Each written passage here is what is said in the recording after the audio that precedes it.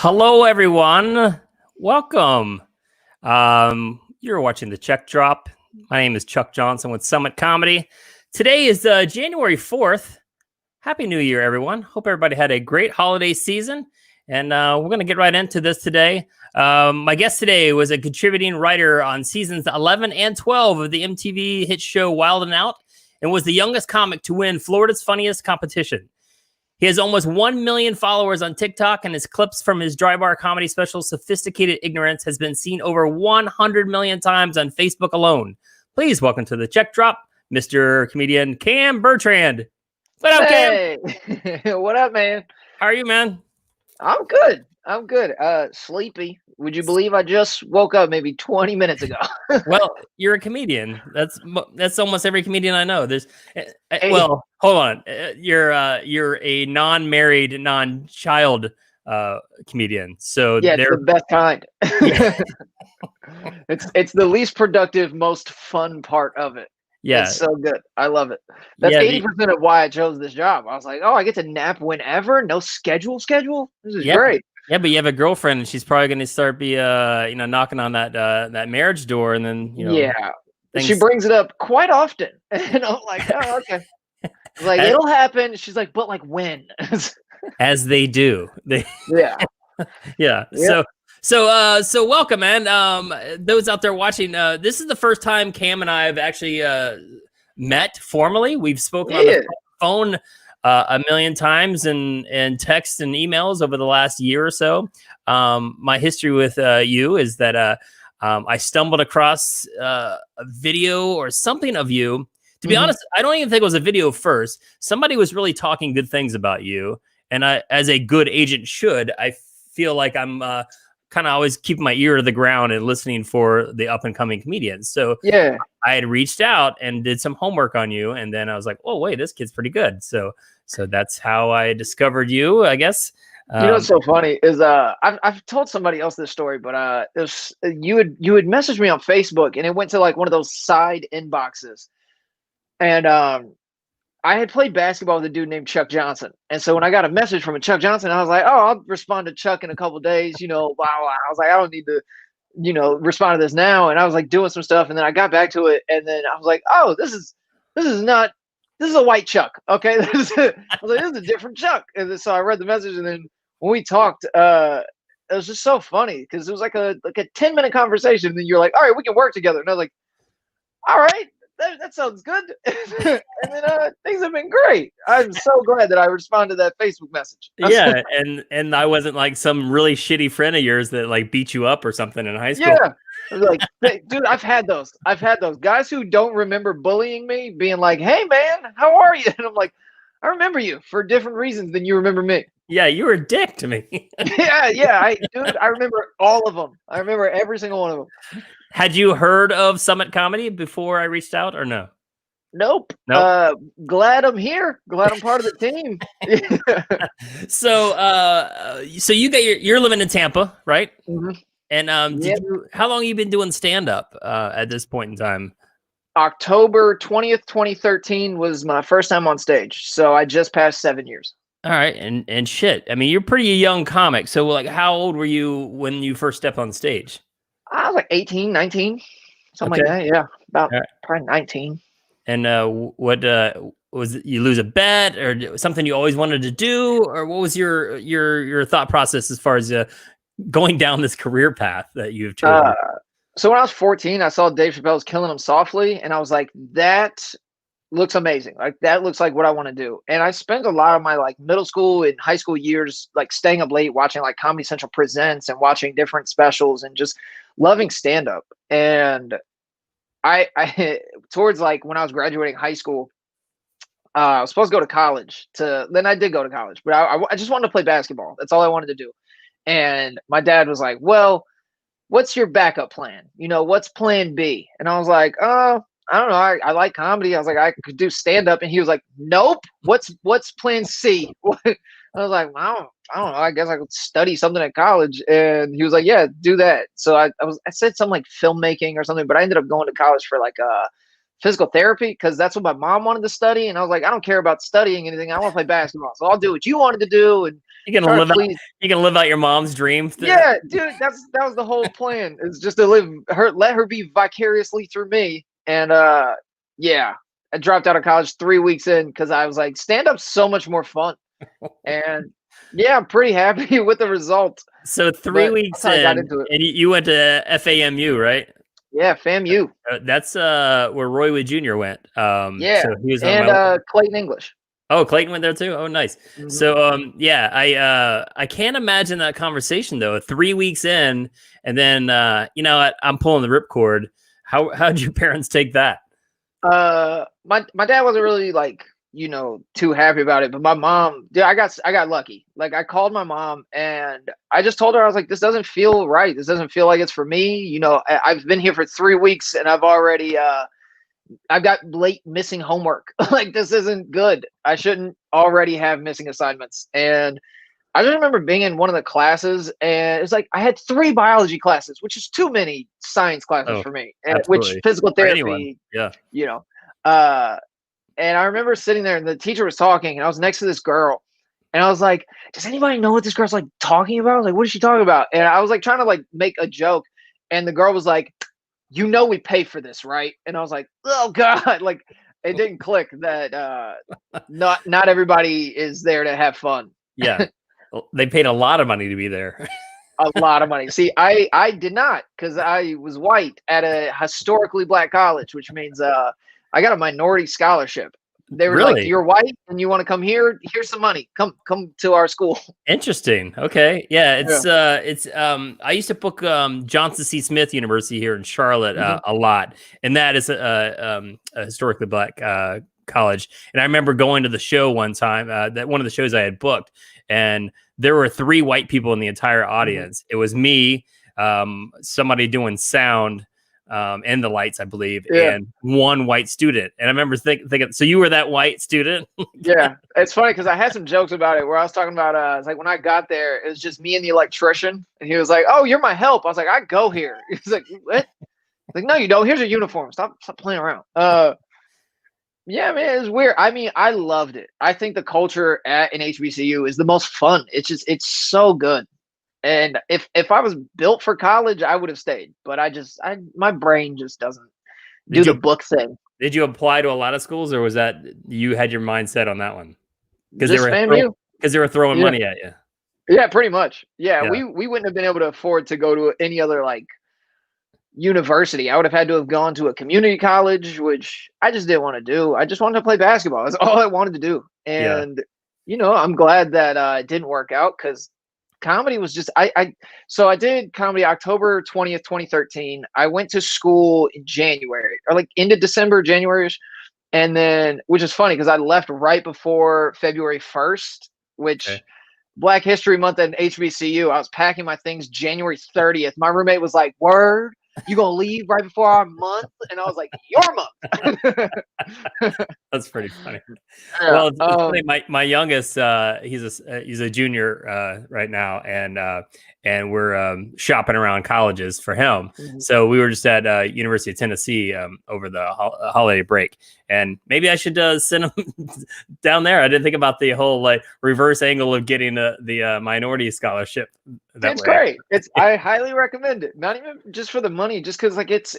I don't even know how to explain it. I visited other campuses. Like I visited USF. I visited a couple different colleges, but FAMU it was fun. I mean, it's a party school, but it's also like they do like pharmacy. They're a good pharmacy school. I don't know. I wasn't there for the school. I'm not gonna lie to you. As long as it has a great football team that he can go, he likes to go watch football. That's why he's been picking all these, big schools like University of Tennessee. I think University of South Carolina is on the list. Clemson.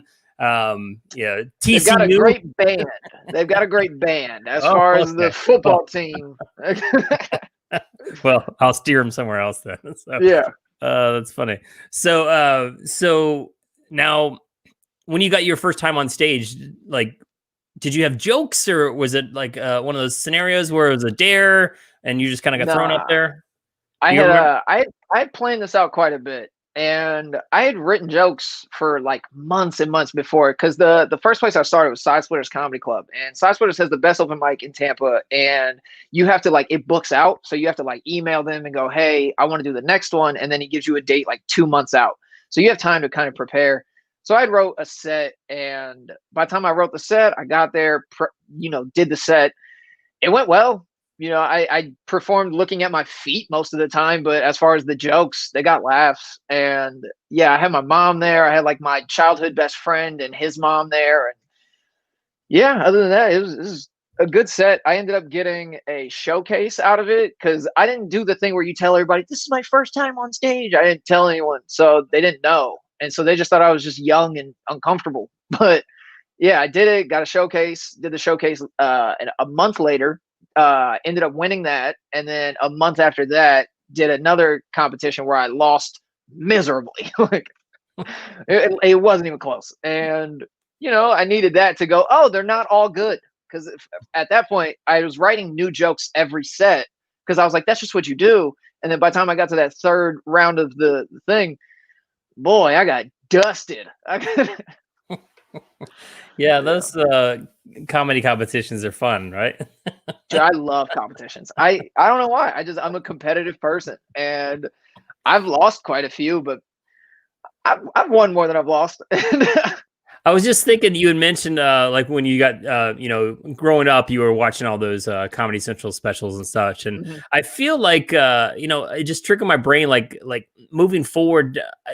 Kids today, I don't think watch those as much. Like even like the next generation of, like, say, high school kids. My kids don't. My kids are 19 and 16, and they don't watch Netflix comedy shows.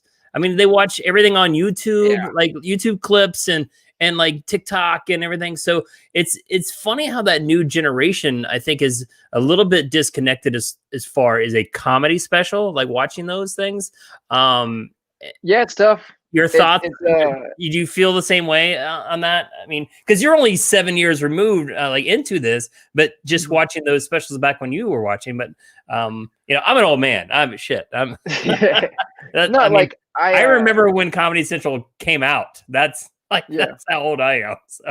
So Like that's what kind of sucks, is like I'm in that mid tier where like I still love the echelon of the Comedy Central presents, and looking at those and going, that's what comedy is, and I love that, and that's kind of what got me into it. And then going, well, nobody watches them now, so that kind of sucks. But the internet is such a useful tool for people that don't have those specials to get seen.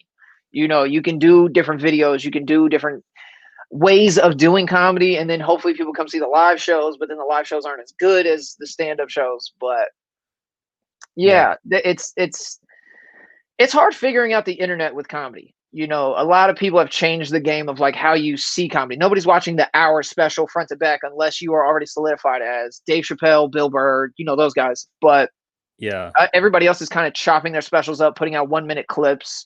That's what I did with the Dry Bar, and I think that's why it helped pop, is because people will watch a minute or two at a time rather than go, I'll dedicate an hour to this person I've never heard of. Yeah, I get it. Yeah. So I want to backtrack a little bit. In your bio, obviously, I mentioned at the top of the show that you were in seasons 11 and 12 of Wild and Out, as far as a writer. Did you perform at all, or just strictly a writer?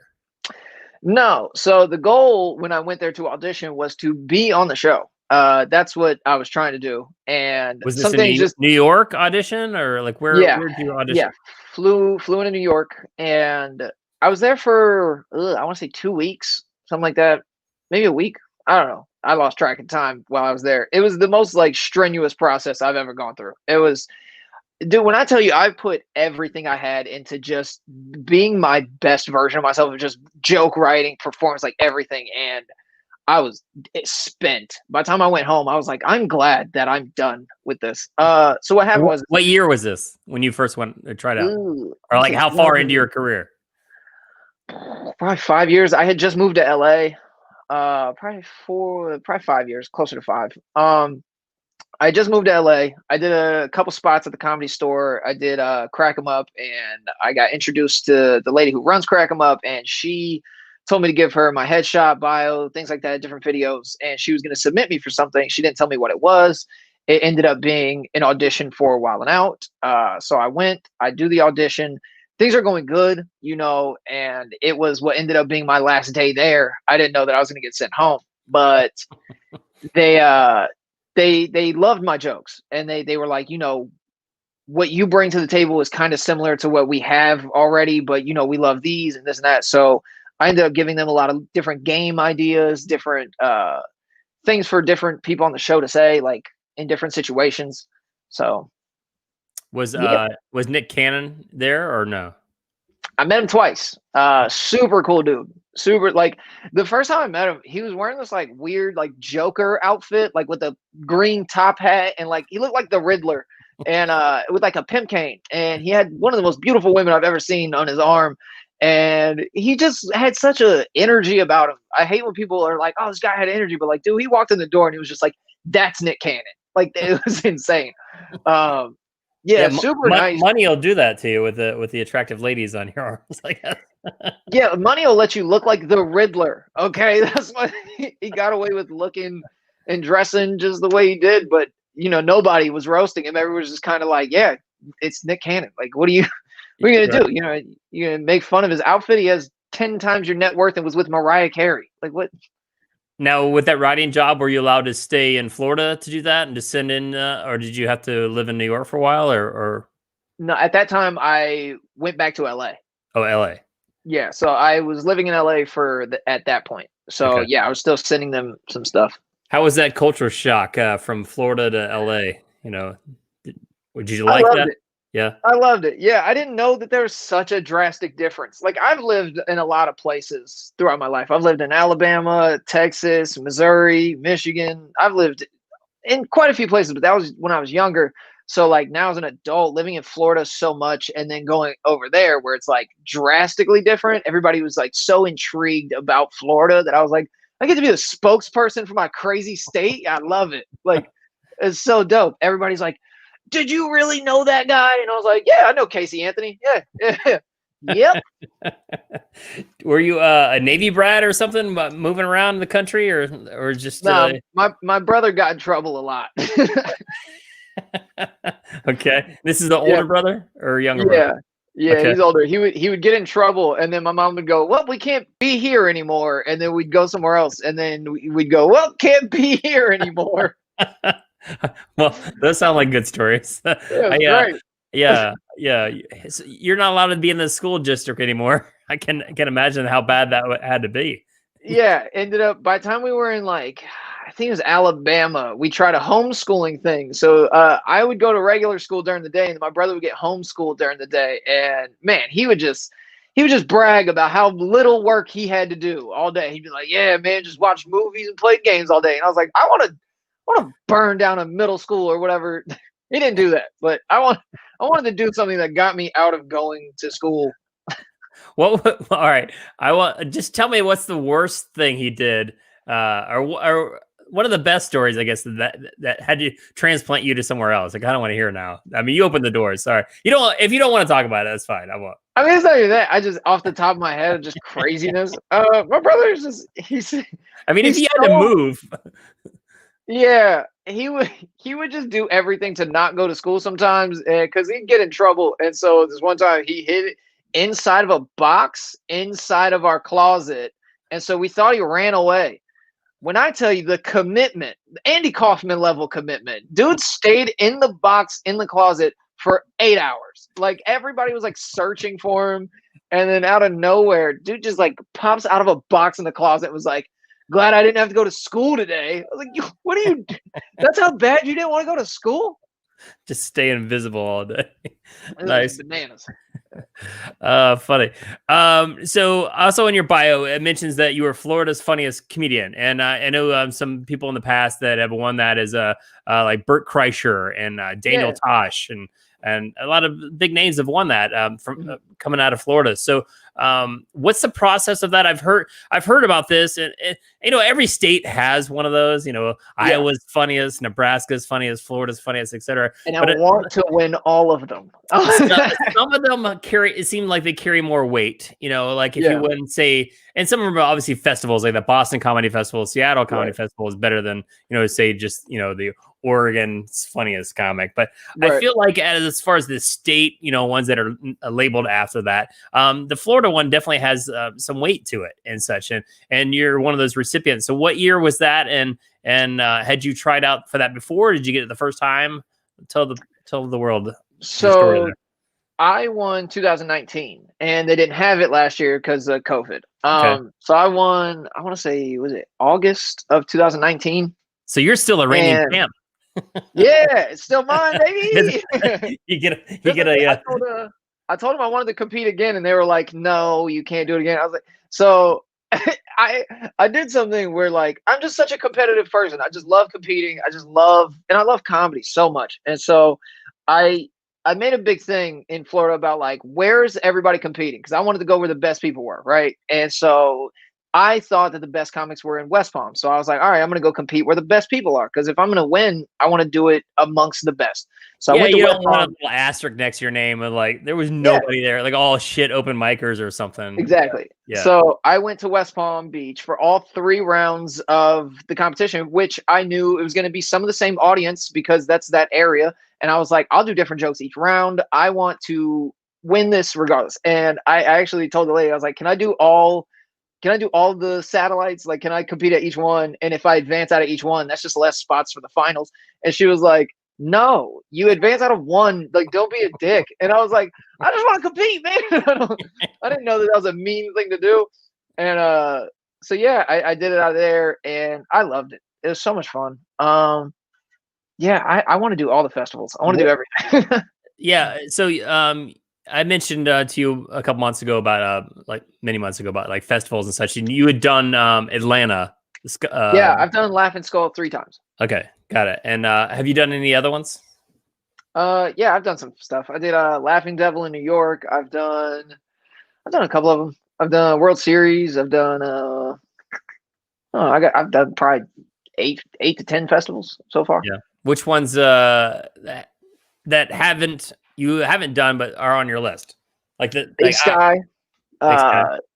Yeah, Just for Laughs is obviously number one. Like that's one of my biggest goals in my career. Is just that's where all of my idols have gone, and that's what's kind of been solidified as the place to go. So Just for Laughs is number one. I want to do Big Sky. I want to do Laughing Skull again. I'll do Laughing Skull every year. It's so much fun. Any excuse to go to Atlanta is a good excuse for me.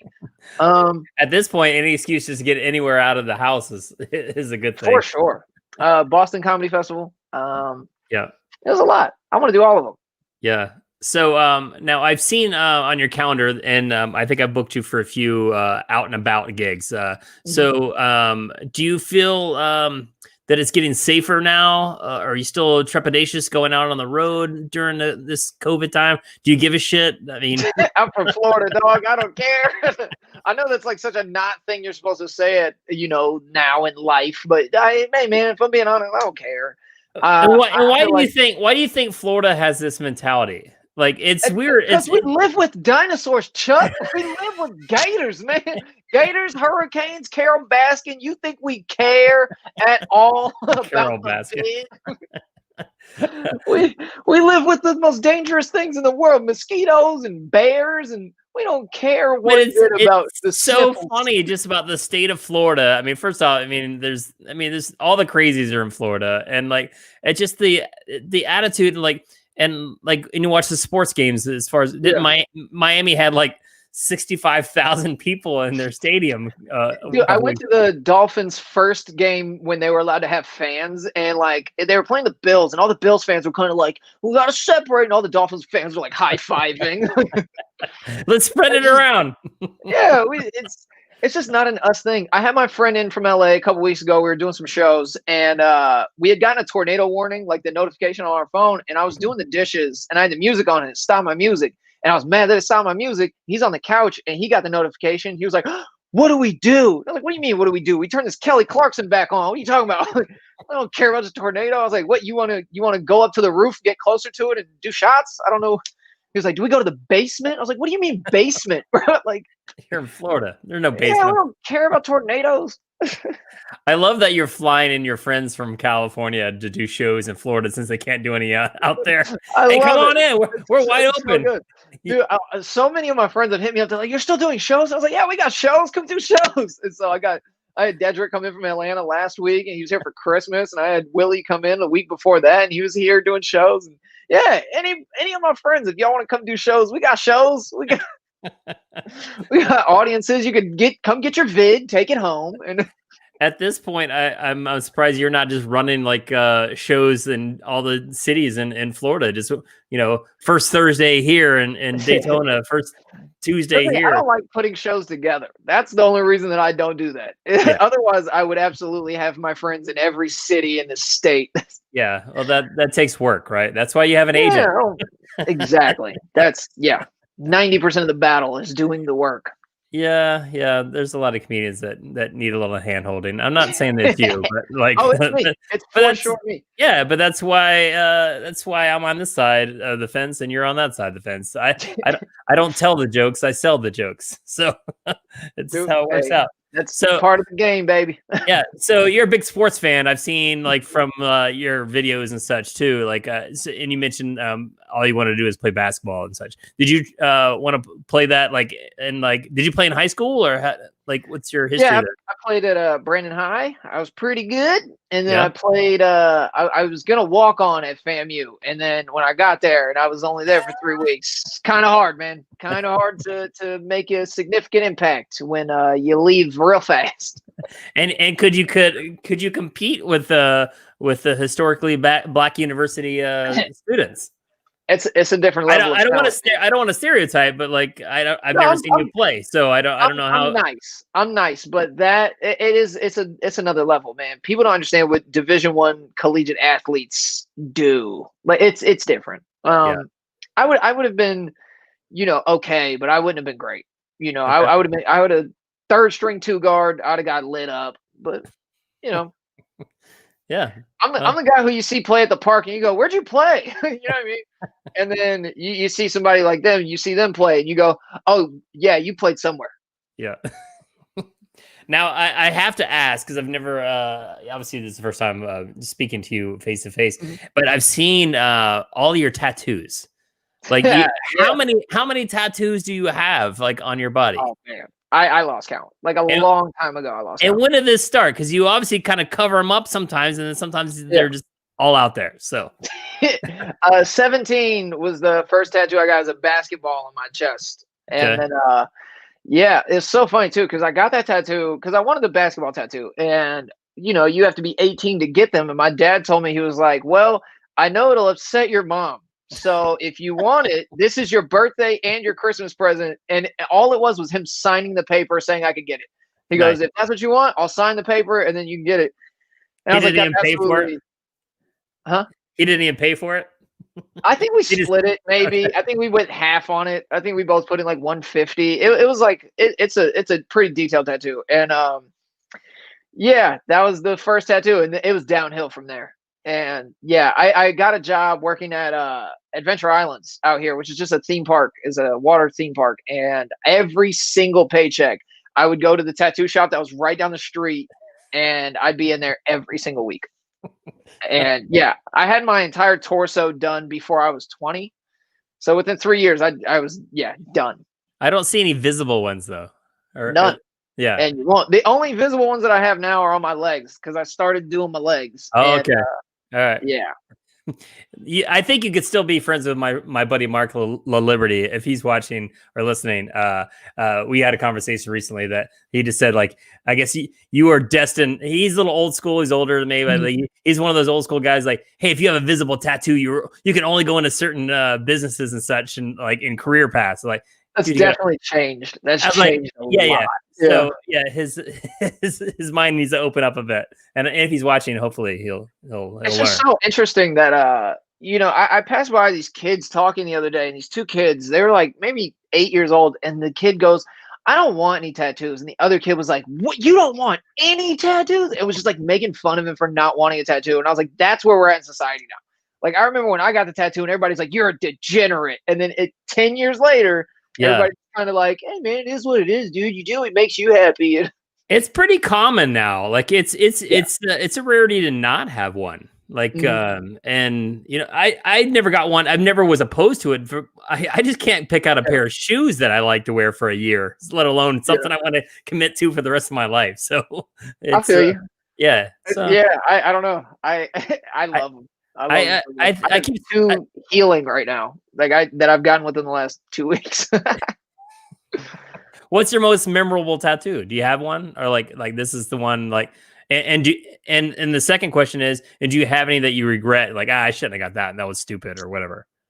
So I'll answer the second one first. Right. So I had one that I regretted. Right, I had one like just within the last couple years. I've started regretting it. It's the NBA logo on my ribs. Right, I have the NBA logo. And I was regretting it because I was like, the basketball player. Yeah.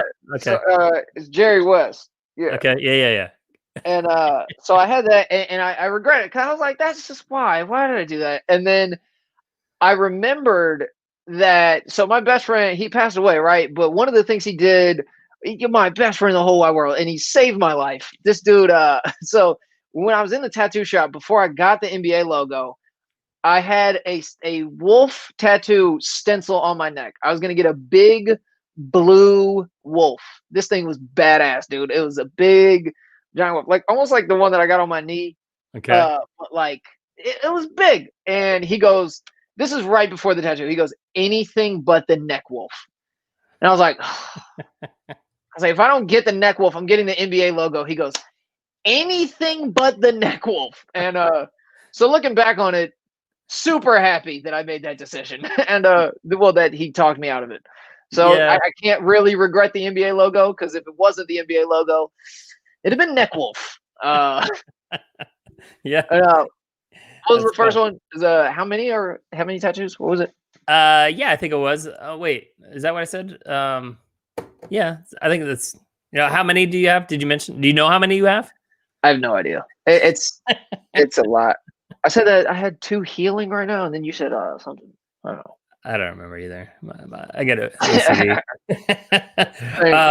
So, all right. So I want to get into a little bit about, how your career has changed a little bit over the last year. So last year I booked you for the dry bar, and it just exploded. Like you first off, I didn't know this until after I booked you, but you were the youngest one they had booked, youngest comedian that booked on that.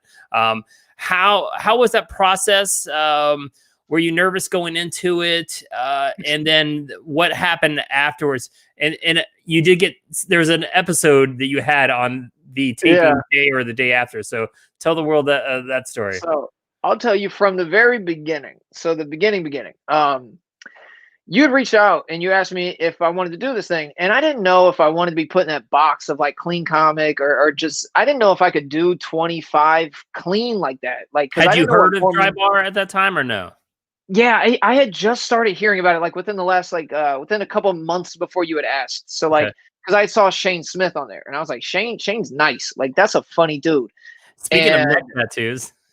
Yeah, right.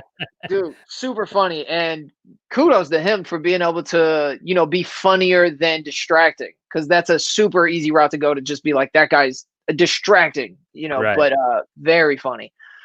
So I kind of sat down with my roommate and I was like, "Hey man, what do you think about this? Do you think I should try this? Do you think I should do this?" And he goes, "What are the pros? What are the cons?" So we kind of laid out the pros and cons of what could happen. And he just looked at me straight face and was like, "The pros outweigh the cons." And I was like, "All right." That's when I messaged you back and I was like, "Yeah, let's do it." And then when I went there, so before we went there, that taping was set for September 21st. September 19th, my roommate and I, we went to the casino, and for whatever reason, I'm good luck at the casino. I don't usually gamble, but if I'm with somebody who's gambling, I'm like 5 for 5 on them doing very well. So we went to the casino. He starts gambling. No, I should invite you the next time I'm at a casino then. Dude, all it takes is a couple cheeseburgers and I'm there. All right. I'm super simple. I just stand there and then you win and then we leave. So I like that formula. he started doing well, and he goes, "Look, if I do well, we're gonna celebrate. If I don't do well, we're gonna hit Burger King on the way home. We're gonna get some burgers. We're just gonna go back to the house and chill." And I was like, "All right, that's cool." So he ends up hitting pretty big to the point where when we cashed out, we start eating at the at like one of the fancy restaurants that's in that area. And we start drinking and we're doing vodka Red Bulls just because we're like, it's 4 p.m. I was like, we're gonna stay up, we're gonna have a good night. So we start on vodka Red Bulls. We go to the strip club, we get there around maybe 5:30 p.m. Are you We're still in Florida at this time, or yeah, this is I'm back in Florida. All right. So because the dry bar, if you don't know, listening, it's in Provo, Utah, is where Utah is where they filmed those. So we start drinking and we go to the strip club, and between 5:30 p.m. and about midnight, 15 vodka Red Bulls plus shots. Like in between the vodka Red Bulls that we're each doing, we're doing like Fireball and like birthday shots and Scooby-Doo shots, just all the grossest things you can put in your body. What the hell's a Scooby-Doo shot? Gross. That's what it is. It's a lot of sugar and a headache. That's what it is. Right. I'll look it up. I'll Google it later. Yeah. So we're doing all these shots and we're drinking all this absurd amount of alcohol. We go home that night. I lay in bed. I fall asleep within like 30 minutes. I'm tired. And then I wake up and I throw up everything that's ever been put in my body. And the next day is the 20th. It's a Friday, right? I spend that entire Friday in my roommate's bed, snuggled up next to this grown man, just shivering, going, I'm going to die. Because I hadn't eaten, I was just miserable. And he was like, you're going to be fine. You're going to be fine. And so then the morning of the 21st, I have to go to the airport at 5 o'clock in the morning to fly to Utah. I get to Utah. I had to drive from Salt Lake to Provo. I know it doesn't matter, but that's an extra hour of being in the car shivering, like, I'm going to pass out. I'm just going to die. And so I get there. What month this was? What time of the year? September 21st. Okay. At least it wasn't like, January. Like snow ridden. Yeah, dude, the weather was actually really nice. And so I get there and the people are so nice. And the lady who was running it and like that I was working with at the time, she was like just so sweet. And I told her what I just went through of the vodka Rebels, and she goes, how are you alive? And we end up talking and the shows go good. And then 8 hours after the second show, I ended up going to the hospital and getting, fluids for alcohol poisoning and alcohol withdrawals and all of that. But yeah, shout out to Utah's hospital. It's a wonderful hospital. They treated me very good. They keep calling me saying that I owe money. And I'm like, that's sweet that you guys think you're going to get that money. You're like, hey, we still need your copay. Yeah, right. Good luck. So then it was released, and then were you surprised by the outcome of all the attention you started getting online with I was surprised by the fact that everybody was like, this was so good, like there was so much love and feedback from it. I was like, you all have no idea what I was going through while I taped that. Like, they were like, you look so comfortable and so poised. I was like, I remember being in that moment and being like on the brink of death. Like, that's what I remember. And so like when I rewatch some of those clips, I go, I remember that, like swallowing right there because I couldn't breathe. I remember this and I remember this, but like everybody just sees that and they go, oh, that's great. And I'm like, I can't wait for you all to see when I'm at like my best, like, or to see when I'm not dying at least. And it's just such a good feeling that people like that, because at that time I wasn't even really like happy with those jokes. I was like, more afraid. Like, first of all, I'd never done all those jokes that clean. There's one of those jokes where I hadn't done it without saying bitch in it, and I did it without it, like in the moment on the fly, just being like, how can I fix this joke and make it still funny without using this? And it worked, but easily could not have worked. Yeah, it's funny that but that just shows you that obviously, still being a young comedian, that you were, I guess, you had the chops under your belt to be able to, go into that situation. Granted, hindsight, if I knew that you had had all those alcohol consumption, I probably would have said, "Hey, man, maybe you should keep that on the DL, or whatever." Yeah, and that's the thing. I was like, I didn't tell anybody that that's what happened after it did well, because then I was like, oh, well, that's done, and I learned my lesson. I'm definitely like, I'm gonna do that again. No, I was miserable. That was a dumb mistake, but I'm glad it worked. That is also another thing about me, though. Like, if I put myself to do something, I'm gonna get it done, and I'm gonna do it to the best of my ability. If I die doing it, that's what it'll be. Like, I just wouldn't want you to think that like, I went there and intentionally was trying to mess up. I was Sabotage two your days own. before, yeah, 2 days before the taping. I was like, oh, I'll be fine no matter what. Like, what, hungover Friday, Saturday, go do the job, but boy, that was. No. Your speakers or your voice is going in and out a little bit here, but hopefully that'll jump back. I'm gonna Uh-oh. pivot a little bit. I'll start asking a couple questions and maybe that'll so when I remember just like once it was released, I just saw like first off the dry bar clips usually get like millions of views if you're any good at all. Like I felt like you started getting like lots of views and such. But one thing I noticed too in the comments, because everybody would comment, and one of the things when I first saw you, I was like, I kind of got a young Chris Rock. I always kind of said he's like a white Chris Rock. And I think that a lot of people jumped on that as well. And something else I didn't pick up on, but then I could see it later, but a lot of people said you're a cross between Chris Rock and Ralphie May. And I'm sure you saw some of those, the responses when people say that.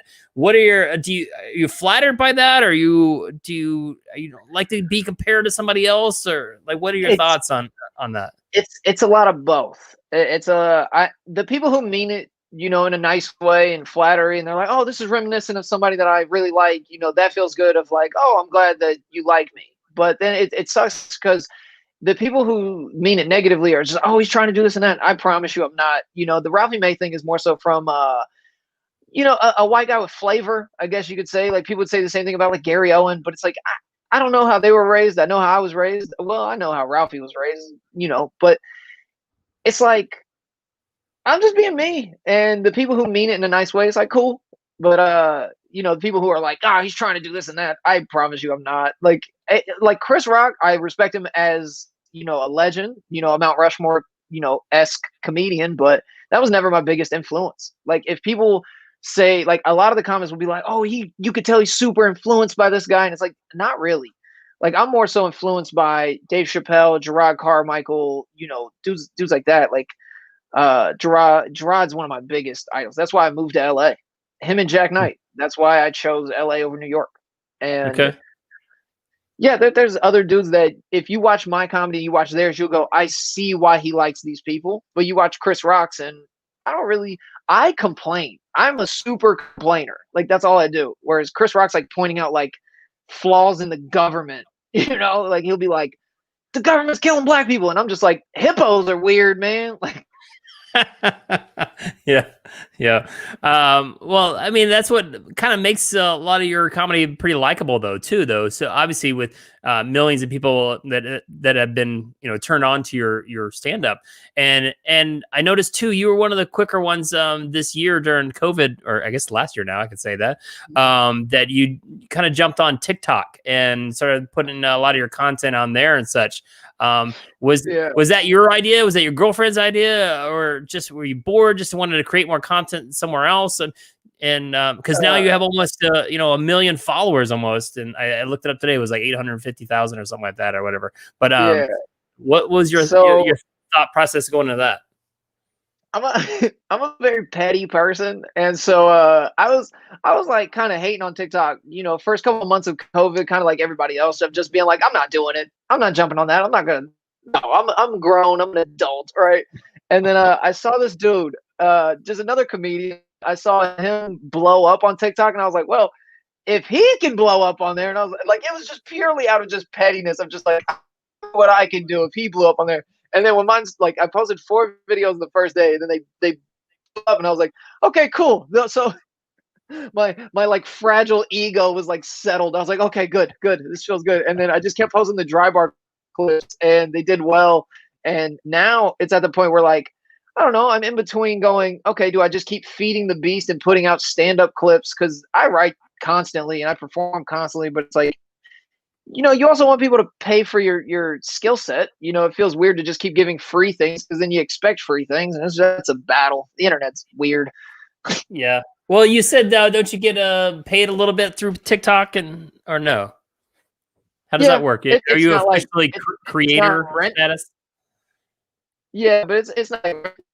But then again, I don't put out 5 videos a week. You know, maybe if I did, maybe then it would be great money, and maybe then I'd be what's the girl's name who does all the dance or Ray something Summer Ray? Then I'd be her, and then maybe that'd pay my bills. But as of right now, it's also weird because like when you blow up on TikTok, the algorithm and I hate the words corny, but it really only blows up the videos that you got known for. Like if you got known for doing voices and then you try to do the dancing videos, that's not what's gonna work because that's not what they know you for. So like all of my things that aren't stand up don't do nearly as well. But all the stand up videos, they're like, this is what we want from you. Like Sure. it's Yeah. weird.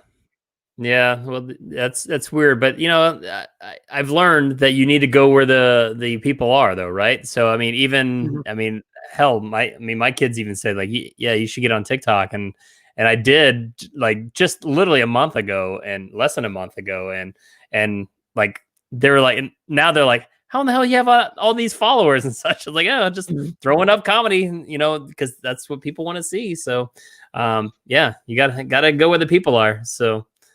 That's how this business works, right? Got to keep that wheel So, moving. like this is fine, but like yeah.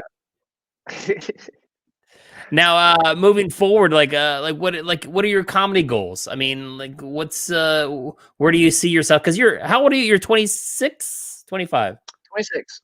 26. 26. So, I Yep. mean, you're a relatively young comedian. You've been doing this a while. So, like, I mean, you've got a long career path ahead of you if you still want to continue doing stand up for, 20 plus years. I mean, is that what you want to do for life? I mean, it's just, Yeah. what's, yeah, I know it's such a broad thing to just be like, I want to be one of the greats. I just want to be in the conversation of like when you break down the dudes of just like this is great. I at the end of my career, I want to be in that discussion. Like that's the goal, you know. And but like more short term goals, like I got some big things that I'm planning on. I want to put out my own half hour that's like, more me than the dry bar because I love the process of the dry bar and those were my jokes, but I also want to put out the versions of jokes that aren't essentially that clean and aren't, under those circumstances.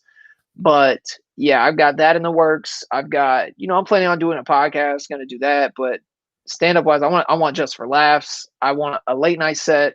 I want to knock off the things that having started stand up were always on the trajectory of like what I've seen done by all the people that I've looked up to. I want to knock those things off. I want to get, to the level where they are. yeah, but obviously everybody's hands have been a little bit tied in the last Mhm. year. So again, I feel like you are still being able to get out and do stand up live and not in a virtual format.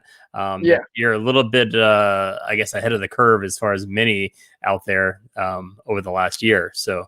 And I assisted you in getting some management, so that's obviously a good thing. Hopefully, they'll help propel you a little bit, and um, anything that they're working on that you can talk about as far as getting you, or is it just kind of everything on hold? We working, we're cooking in Yeah, the kitchen, but nice, yeah, just trying to get some more things set in stone first. But nice, yeah, we're doing good. awesome. Well, you're like one of my children, right? I mean, anytime I bring on somebody new onto my my college roster, I always say with affection that you're part of the team. It's a team Yeah. summit, so I always kind of want everybody to do well. So when I see you doing so well over the last year, it's kind of nice. I love to see It all means a my lot, man. Like yeah. I honestly within the last year, there's so many stepping stones that begin with you. So I from the bottom of my heart, I appreciate you having me. I appreciate you putting me on the roster, just reaching out and just being like, hey man, I thought you were funny. Like from that first phone call, my life has changed. You know what I mean? Like in the best way. Like from the good without from that the dry good Chuck bar. Johnson. Yeah, from the not Hooper Chuck. Yeah. Yeah. Well, I mean, what is your happy place? Obviously, besides getting tattoos at a tattoo parlor, or playing basketball? I mean, what's your other hobbies outside of comedy? Dude, I'm a nerd. All I do is comedy. Like I'm the guy who, like, when I started, I would spend 7 days a week at the comedy club watching 7 shows. There'd be one show Thursday, 2 shows Friday, 3 shows Saturday, 1 show Sunday, and I would be there at every single show in the corner, just learning. Like that's all I do. I just love comedy. If I'm not doing And that's comedy, at Side Splitters. Is that your home club that you go to all the time? yeah, that's where I started. And Okay. yeah, ever since then, man, I just any club that I can go to. Usually, if I'm in the building, they'll throw me up like now, which feels good. But it's just any club, any show, any mic. I'll go to open mics and just to be around comics. Like that's what I miss the most about like when quarantine was like actually happening and Florida cared. Like I forgot how much I miss just being around comedians. It's a different, you know, what do you call it? Like what's the college thing? A fraternity. Yeah. Yeah. It's like it's a whole little clique, scenario. Yeah. Yeah. It's just I can say things around comics and I can be, more open than you can around regular people. Like I'll make jokes to my roommate and my girlfriend and they'll be like, "Oh yeah, you probably shouldn't say that out loud." And then comedians will be like, "Yo, what if Hitler did that?" And you're just like, "Ah." yeah. Yeah, there's no PC culture like in the comedy circles where they're like, you shouldn't say that. Like Dude, I'm gonna cancel you right now. The back of the green room. Yeah, it's the back of the green room is the best when somebody's just like, and then I uppercutted a baby, and you're just like, ah. Yeah, those are the best conversations. Yeah, that's why I love like going to the comedy festivals where you can sit around and just bullshit, and like even on both sides of the fence, the agents and such, they're not sitting around doing that either. They're like, that's a good. They might not be into the comedy, but they'll sit back and go, "That's a good joke. That's a good joke." Yeah, that's all it's about, man. That's literally all I care about is it a good joke? That's why I hate being around like regular people. And they'll make like a that's what she said, and I'm like, there's so many other routes you could have gone with that. You could have just say nothing. Yeah, you're not funny. Stay in your lane, buddy.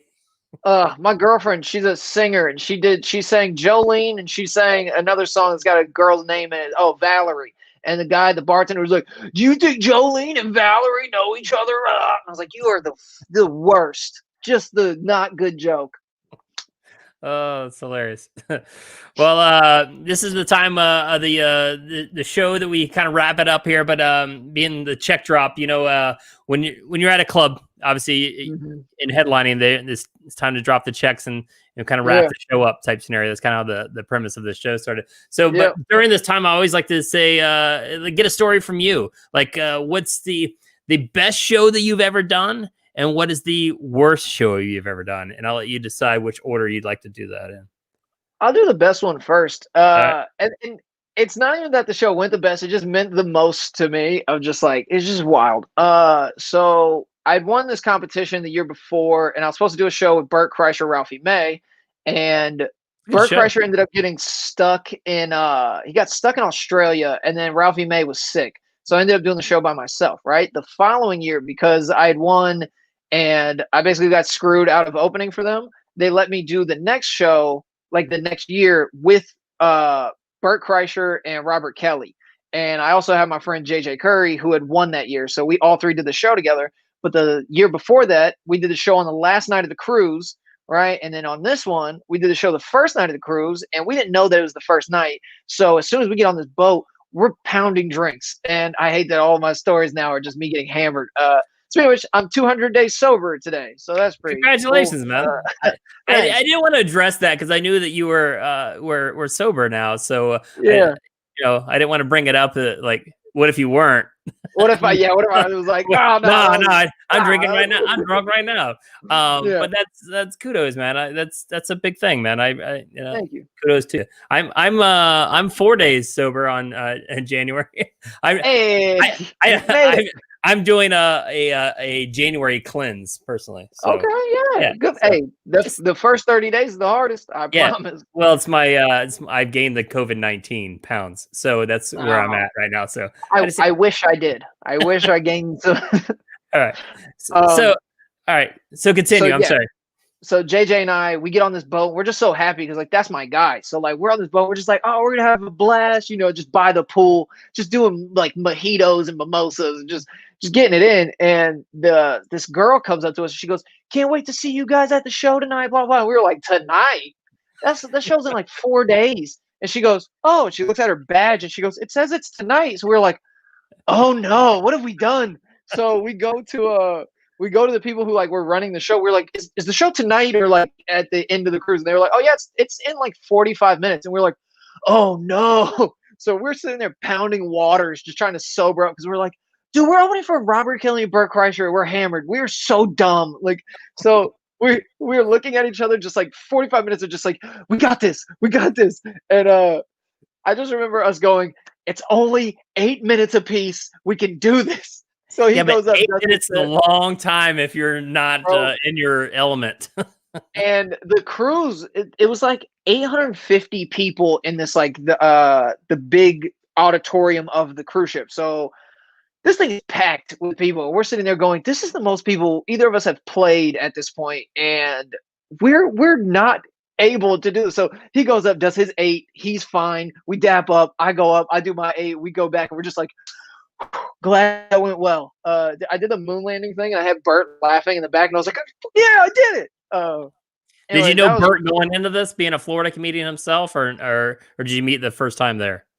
So I met him in LA. We were on 2 shows together, and we talked a little bit, and we talked about Florida. But like before shows, he's very that dude is a technician. Like he cares about stand up to the point where like he wants to make sure he gets every tag on every joke, and he does these things. So we were talking, but it's one of those things of like, hey man, I'm gonna go up in about 15 minutes. So let's kind of finish this conversation. So I met him in LA twice, and then when we did the cruise ship, he was cool, gave me his number and stuff, and yeah, he's a good guy. Super good and super Tampa. So love him to death. Worst show I ever did. I did a show at a flea market for 2 14-year-olds. And yeah, I know they were 14 because I had to talk to them. All right. It was in the back of a flea market where they had like a rundown fair. Like they had like an old slide that was like rusted, and they had like these shitty carnival games. And so they had this like terrible like tilt-a-whirl thing. And I told the kids, I was like, I bet you guys won't go ride that. And they're like, okay. So they went, they rode it. And I'm looking at the comics, like I just walked our only audience members. And this tilt-a-whirl thing looked so sketchy. I was like, and they're going to die. And we're not going to have anyone. And so I was just like talking to like the concession booth people. I was like, what do y'all do for fun here? And she goes, home. And I was like, oh my God, no, none of us want to be here right now. How much time did you have to do? I was supposed to do 45. I told the guy before I went up. Yeah, so the guy told me that this was like a fundraiser thing. There's going to be 500 people there, and then we get there, and it's 2 14-year-olds. So I was like, look, I'm going first. I'm going to do 8 minutes at best. And I was like, I'm not going to do one joke. I'm just going to kind of shit on what this is. And everyone completely understood. They were like, yeah, that's fine. And how far into your career was this? Oh, man. Maybe 3 years. Yeah, well, it's good that you had 45 minutes. Well, that you at least said you had 45 minutes at that time. Yeah, I could have done 45. It's definitely not one of those like, yeah, this isn't my like tape this hour, but yeah, at that point it was like, I can talk for 45. Yeah. Well, I mean, I don't want to say that that's probably gonna be the worst gig because you never know. There's there's gonna be worse. It's so funny too because after that same night, because that was at like 4 p.m. that same night I was hosting for Robert Kelly at Side Splitters. I get back to the club. Actually, it was Nick DiPaolo, and so because I walk in and DiPaolo was complaining about a show he had done like a couple months ago, and I was like, oh yeah, this is what I just did. And he goes, all right, kid, you win. You win. Yeah, even the pros still get those every now and then, right? Yeah. I mean, I had somebody on the podcast a couple months ago, and his worst gig was one of my gigs, and I was like, oh shit. So yeah, it is what it is. So, funny. But dude, it was such a blast having you on the show today, man. I'm glad you stopped by. Yeah, anything you want to plug on the way out?